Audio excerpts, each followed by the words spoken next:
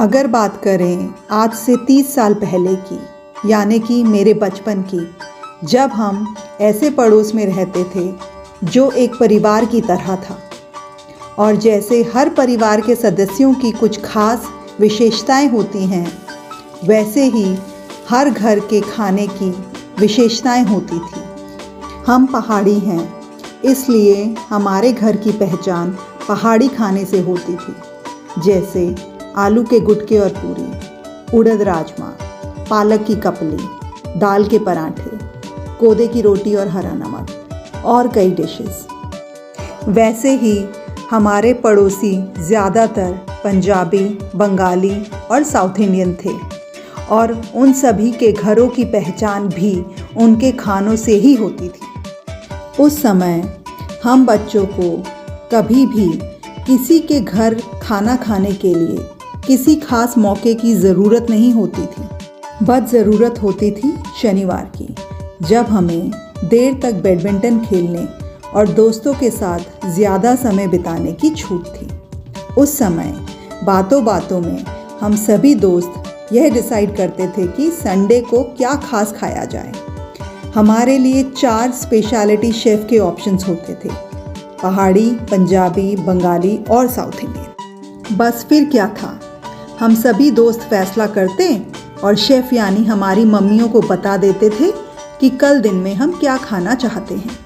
अगर पहाड़ी खाना खाना होता था तो मेरी मम्मी मेन शेफ़ होती थी और बाकी सभी दोस्तों की मम्मियाँ को शेफ़ होती थी। सब मिलकर खाना बनाते थे और हम सभी को खिलाते थे। उसी तरह पंजाबी, बंगाली या साउथ इंडियन खाना खाना होता था तो मेरे दोस्तों की मम्मियाँ मेन शेफ़ होती थी और बाकी सब की मम्मियाँ को शेफ़ होती थी। सब मिलकर खाना बनाते थे और हम सभी को खिलाते थे। वैसे तो हमें पहाड़ी, पंजाबी, बंगाली और साउथ इंडियन सभी खाने बहुत पसंद थे, पर एक डिश जो अपने आप में कई डिशों का मेल थी, हम सभी दोस्तों को सबसे ज़्यादा पसंद थी। वो थी इडली, वड़ा और सांभर की। यह एक ऐसी डिश थी जो उस समय हर घर में तो बनती ही नहीं थी और ज़्यादातर हम इसे बाहर यानी होटल में ही खाया करते थे। उस समय तो होटल में खाना भी कुछ खास मौक़ों में ही होता था। तो क्या था, अगर हमें इडली, वड़ा और सांभर घर पर खाना होता था तो हमें अपनी फरमाइश कम से कम 2 से 3 दिन पहले आंटी को बतानी पड़ती थी, क्योंकि इडली और वड़े की तैयारी 2 से 3 दिन पहले शुरू करनी पड़ती थी। सांभर और नारियल की चटनी सेम दिन बन जाते थे। मुझे अभी भी याद है, हम 7 दोस्त जब खाना शुरू करते थे तो रुकते ही नहीं थे।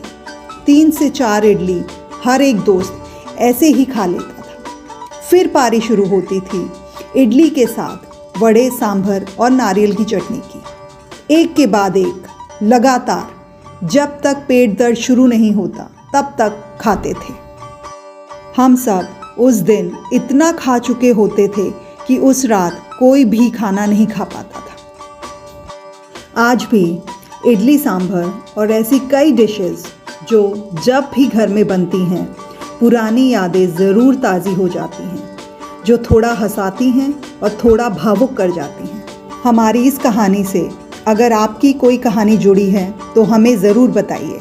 आपसे फिर मिलते हैं एक नई कहानी के साथ, जायके की कहानी के अगले सफ़र में।